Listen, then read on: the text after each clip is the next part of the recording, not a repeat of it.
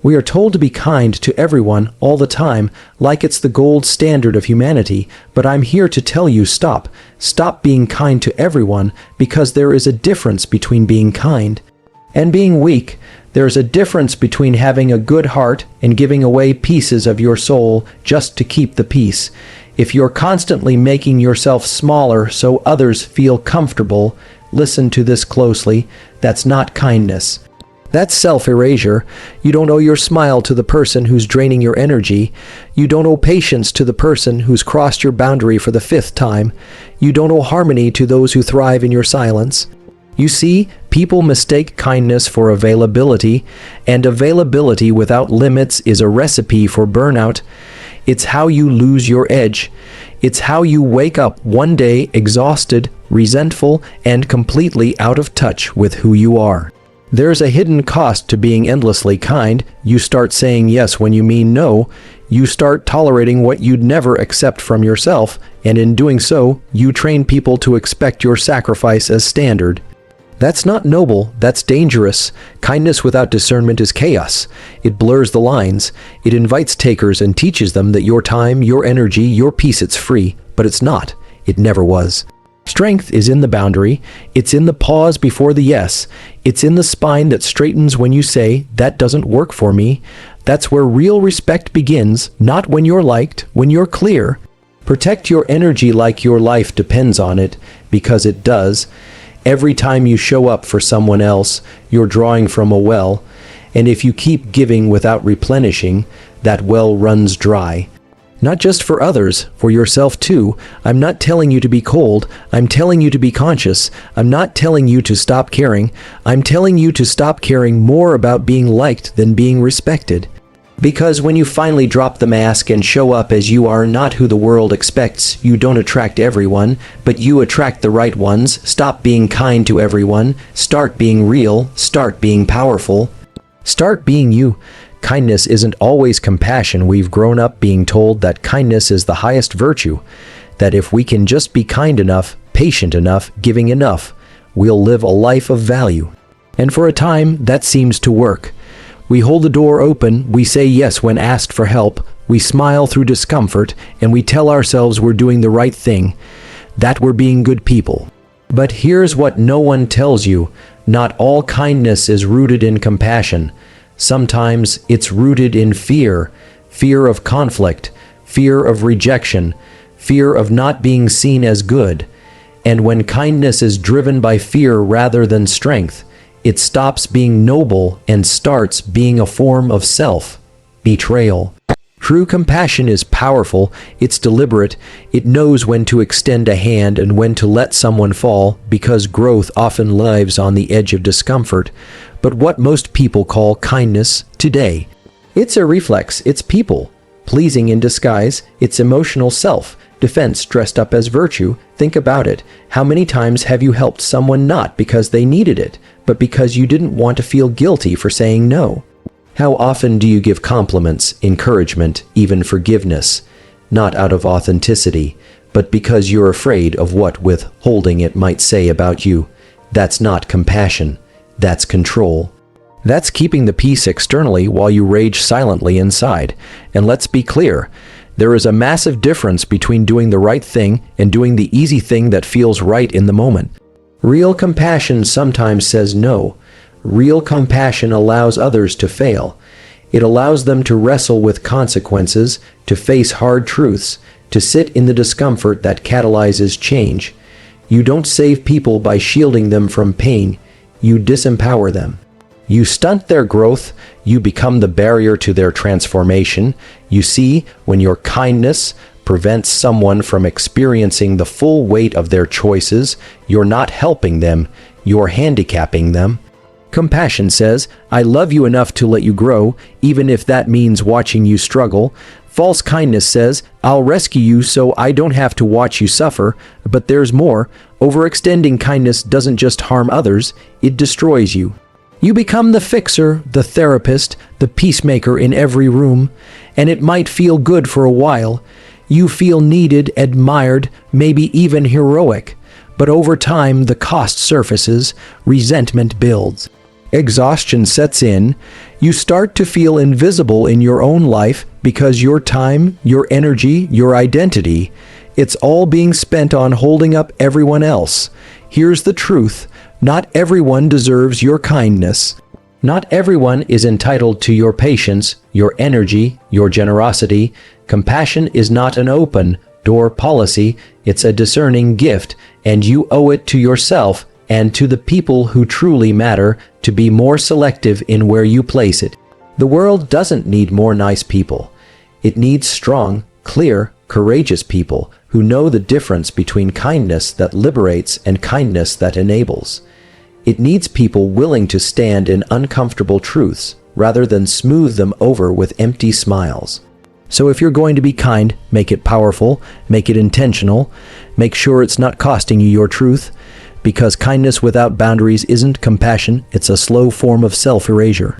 People pleasing is self-sabotage. Let's get one thing straight. The need to please everyone is not kindness, it's not generosity, it's not humility, it's self-sabotage disguised as virtue, and it's costing you more than you realize. People pleasing is the slowest form of self-destruction, because every time you prioritize someone else's comfort over your truth, you chip away at your identity. Every time you say yes when your soul is screaming no, you reinforce the belief that your needs are secondary, that your voice doesn't matter, that your existence is conditional, only valid when it's convenient or beneficial for others. This behavior doesn't make you a better person. It makes you a quieter one, a diluted one, a version of yourself that's always negotiating, trading authenticity for approval, trading integrity for likability. And let's be brutally honest here, the people you're trying to please, most of them wouldn't do the same for you. You're bending, stretching, exhausting yourself just to stay on their good side. But when was the last time someone bent like that for you? People pleasing is a trap. It promises safety, belonging, acceptance.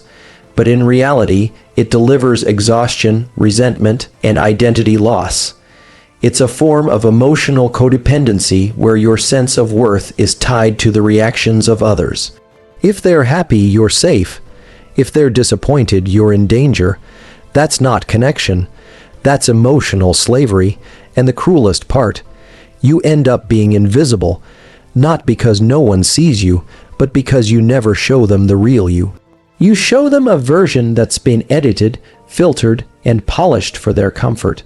And over time, you forget who you really are beneath all those layers of compromise. This isn't about being rude or selfish.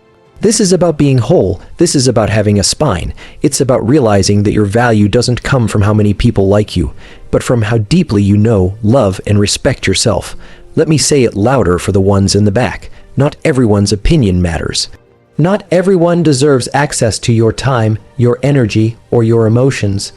You don't need to justify your boundaries. You don't need to explain why you're unavailable. You don't need to carry guilt for choosing yourself. There is nothing noble about abandoning yourself for the sake of harmony. Harmony that comes at the cost of your truth isn't peace, it's performance. And performance is exhausting. You weren't made to perform. You were made to live boldly, speak honestly, and stand fully in your truth. Even if it rattles the room, you want real connection, show up real, be authentic. That's how you find the people who are meant for you, the ones who respect your no, who honor your boundaries, who don't need you to shrink in order to stay close. But first, you have to break the addiction to approval. You have to get comfortable with the discomfort of not being liked. Because freedom, real freedom, doesn't come from being liked by everyone. It comes from liking who you are when no one else is clapping. So the next time you're tempted to say yes just to keep the peace, pause. Ask yourself, is this choice honoring me or erasing me? Because every time you choose people pleasing over self-respect, you're not being kind, you're being compliant, you're not being generous, you're being afraid. And you deserve better than that. Choose courage over comfort. Choose truth over approval. Choose you. Boundaries build strength. There is a quiet power that most people overlook. It's not loud. It's not aggressive. It doesn't scream or shout for attention, but it is unshakable. That power is boundaries, and make no mistake, boundaries are not barriers. They are not walls meant to keep people out. Boundaries are the blueprint of self-respect. They tell the world, this is who I am, this is what I stand for, and this is what I will and will not allow. Most people fear setting boundaries because they don't want to offend. They don't want to seem rude, harsh, cold, or unkind. But here's the truth. Not setting boundaries is the fastest way to lose yourself. It's how you slowly trade your peace for acceptance, your dignity for attention, your power for proximity. Let's put it plainly, if you're afraid to say no, you're not in control of your life. If you feel guilt every time you assert your needs, you're still living in a system where your value is measured by your compliance. And if you're constantly adjusting your standards to fit someone else's comfort zone, you're not being loving, you're being controlled. Boundaries aren't a betrayal of love, they're a requirement for it. Real relationships thrive in clarity, not confusion. When you clearly define what's acceptable and what's not, you give people a chance to meet you in truth, not assumption. You show them how to love you, how to work with you, how to stand beside you without stepping on you. Think about it, the strongest structures in the world, bridges, buildings, even the human body are defined by boundaries, by clear limits. That's what keeps them stable, that's what keeps them strong. And yet, when it comes to our emotional lives, so many of us move like water, pouring ourselves into every empty space, trying to fill every need, stretching ourselves thin just to keep things smooth. That's not strength, that's surrender. You don't build strength by being endlessly available. You build strength by knowing when to pull back, when to say, this is not mine to carry, when to step away from situations that dishonor your values. Because every time you enforce a boundary, you reinforce your worth. But let's be clear, boundaries will test you. People will challenge them, some will get angry, some will leave. But that's the beauty of it. Boundaries don't just keep the wrong things out. They reveal who truly belongs in your life. They filter out the opportunists, the manipulators, the energy drainers, and what you're left with. Alignment, peace, truth. This is the paradox of boundaries. The more you hold them, the more you open yourself to authentic connection, not connection built on guilt or obligation, but connection built on mutual respect and choice. You owe it to yourself to draw the line, to say, this is my time, this is my space, this is my limit. Because if you don't define your boundaries, someone else will define them for you, and they will always choose what benefits them, not what honors you. This isn't about being selfish, it's about being sovereign, it's about leading your life instead of living in reaction to it. Boundaries are how you communicate with the world without saying a word. I know who I am. I know what I deserve, and I will not apologize for protecting it. So if you want to be strong, don't just train your body, train your will, sharpen your standards, stand tall in your boundaries, because they are not the edges of who you are. They are the foundation. Energy is fine, I'd protect it. Your energy is your most valuable currency, more valuable than money, more precious than time, because without energy, mental, emotional, physical, you can't show up for your goals, your relationships, your health, or your purpose. Nothing moves without it. So if you treat your energy like it's unlimited, you're living in delusion. Let's be honest, most people waste their energy recklessly. They say yes to things that drain them. They entertain conversations that go nowhere. They keep relationships that bleed them slowly, thinking they're being noble by sticking it out. But here's the truth. You are not obligated to participate in your own exhaustion. You only get so much energy in a day, and every time you spend it on things that don't align, that don't grow you, that don't move you closer to who you're becoming, you are stealing from your future. You're robbing your own potential to serve someone else's comfort. That's not generosity, that's self-neglect. Look around your life right now. Who or what is costing you energy without return? What patterns are draining your focus, your passion, your drive? Maybe it's the constant need to respond to every message. Maybe it's saying yes to favors when your plate is already full. Maybe it's being the emotional crutch for people who refuse to stand on their own. Whatever it is, if it's draining you, it's defining you. Energy leaks aren't always dramatic. They're subtle. They hide in obligations, distractions, and habits that feel familiar but offer nothing in return. And over time, those small leaks add up. You stop thinking clearly, you lose momentum, you wake up tired and can't explain why. It's not burnout from doing too much, it's burnout from doing too much that doesn't matter. You need to become ruthless with your energy, not cruel, not cold, but ruthless because you have dreams to chase, you have health to protect. You have relationships that deserve the best version of you, not the leftover fragments after you've poured yourself into 1,000 places that don't pour back. And here's the shift. Protecting your energy isn't about isolation. It's about intention. It means you no longer give unlimited access to people who haven't earned it. It means you stop showing up for every invitation out of guilt. It means you give your best where it counts, and unapologetically withdraw where it doesn't. Think of your energy like an investment portfolio. Would you put all your money into things that give you no return? Of course not. So why do we keep doing it with our energy? The answer is simple: fear. Fear of disappointing others, fear of being seen as selfish, fear of missing out. But let's be clear, there's no glory in being available to everyone and loyal to no one, especially yourself. You can't be everything to everyone and still have something left for your purpose. You can't hold everyone else up and still climb your own mountain. The most successful, focused, and fulfilled people on the planet, they guard their energy like a sacred fire. They know that where and how they spend it determines who they become. So here's the challenge: audit your energy, track where it's going, cut what's draining, double down on what fuels. You don't owe anyone access to your mental and emotional real estate just because they've always had it. Protect your energy like your life depends on it, because it does. Your clarity, your creativity, your confidence, your capacity to lead and love and live on purpose. It all begins with the energy you choose to protect. Don't let noise steal your power. Don't let guilt decide your schedule. Don't let other people's chaos become your priority. You are not a battery pack for everyone else's needs. You are a force. And when you protect that force, you unlock a life that's not just full, but fierce. Respect is earned, not gifted. Let's cut through the fluff and get to the truth. Respect is not something you automatically receive just because you're kind, agreeable, or polite. Respect is something you earn. It's something you command, and it doesn't come from being liked. It comes from being clear. In a world obsessed with being liked, being respected has become underrated. But here's what you need to understand. When people like you, they enjoy your presence. When people respect you, they value your boundaries, they recognize your standards, they take your words seriously. That's the difference. And it's a big one. If you walk through life trying to win everyone's approval, you might earn affection, but you will never earn respect. Why? Because people don't respect those who bend over backward to be accepted. They respect those who stand firmly in their identity, even when it makes others uncomfortable. Respect is not a participation trophy.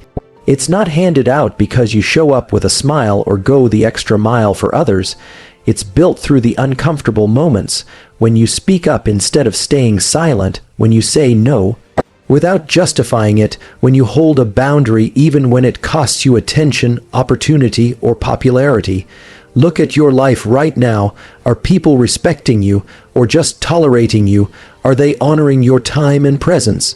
Or simply assuming you'll always say yes? Do they see you as someone to be valued or someone to be used? Because here's the hard truth: the world will treat you the way you train it to. If you constantly let people cross your boundaries without consequence, they learn that your no is negotiable. If you downplay your needs, minimize your standards, or apologize for having expectations, you're teaching others that you're willing to trade self-respect for acceptance. Respect begins with self-respect. If you don't stand for something within yourself, your values, your time, your goals, then no one else will. People mirror the energy you bring. If you carry yourself like someone who demands nothing, they will give you exactly that. But if you move with clarity, with strength, with a kind of quiet authority that says, "I don't need you to like me, I need you to understand me," then the whole dynamic shifts. Now let's be clear. Earning respect doesn't mean being aggressive. It doesn't mean shouting louder or dominating every space. Real power is subtle. It's the person who speaks with precision, acts with intention, and doesn't chase validation. It's the one who walks away from disrespect instead of begging to be treated better. And yes, people may call you difficult when you start demanding respect. Let them. People who benefited from your silence will always be offended by your voice, but you're not here to be easy, you're here to be real. And being real sometimes means disappointing others in order to stay true to yourself, so stop expecting people to respect you just because you exist. Start showing them who you are by how you carry yourself, how you speak, how you protect your time, how you enforce your limits, and how you refuse to be anything less than whole for the sake of belonging. Respect is earned by the way you honor yourself. It's not loud, it's not forced, it doesn't require applause, it's a presence, a posture, a way of being. You don't need everyone to like you. You need to like who you are when you stop performing for approval and start standing in your worth. Because when you respect yourself, deeply, unapologetically, you won't need to demand respect from others.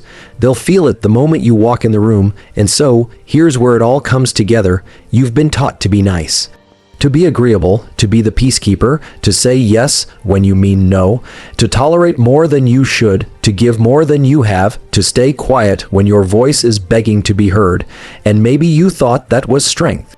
Maybe you thought that was love, but now you know better. Kindness without boundaries is not virtue, it's self-abandonment. People pleasing is not compassion, it's fear in disguise.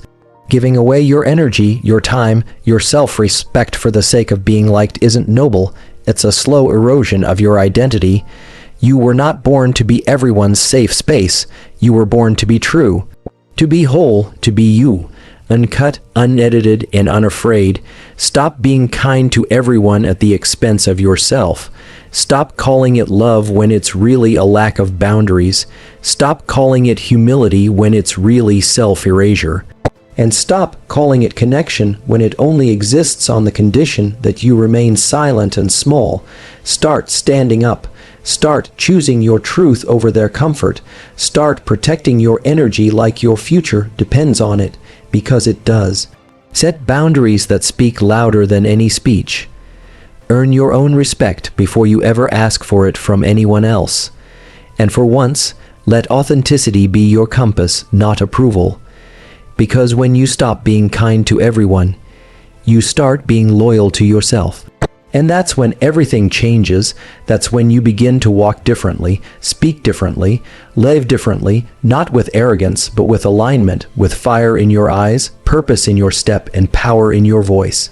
You won't need to explain it. People will feel it. Let them call it selfish. Let them call it rude. Let them misunderstand. That's not your business. Your business is becoming who you were always meant to be, before the world told you to be nice, small, soft, quiet. You were never meant to be everyone's comfort zone. You were meant to be a force.